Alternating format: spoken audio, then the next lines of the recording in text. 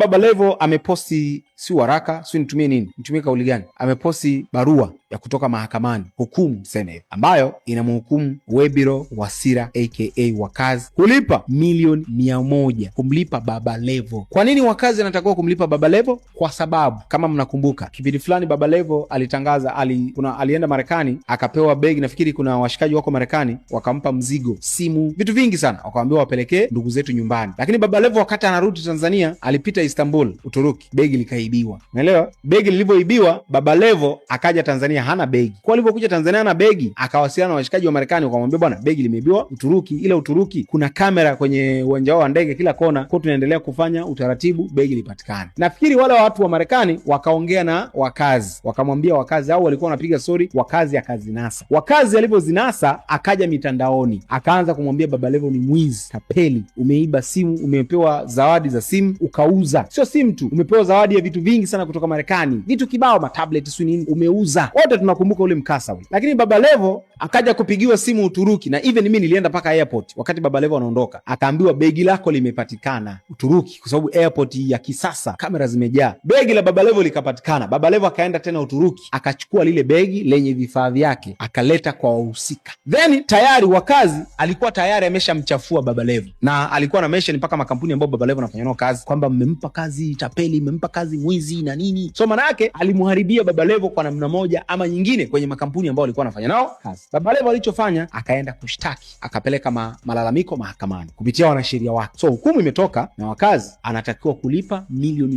100 kumlipa Baba Levo. Sio kwa sababu anamlipa kwa nini, kwa ajili ya kumsafisha, yani kwa vile alivyomchafua, kutengeneza trust. Then akaambiwa atoke public kwenye platform alizozitumia wakati anamchafua Baba Levo, amuombe radhi. Unaelewa? Licha ya kulipa zile 100, atoke public amuombe radhi. Na mimi nasoma barua iliyoandikwa hapa, amuombe radhi Baba Levo na kulipa hizo milioni 100. Na pia hizo milioni 100, hiyo hukumu imetoka Machi 13, 2026. Hiyo milioni 100 itakatwa 1% kwa ajili ya kodi na vitu kama hivyo. Umeshaelewa? Itakatwa 7% kwa mwaka kuanzia tarehe ya hukumu hadi malipo atakapokamilika.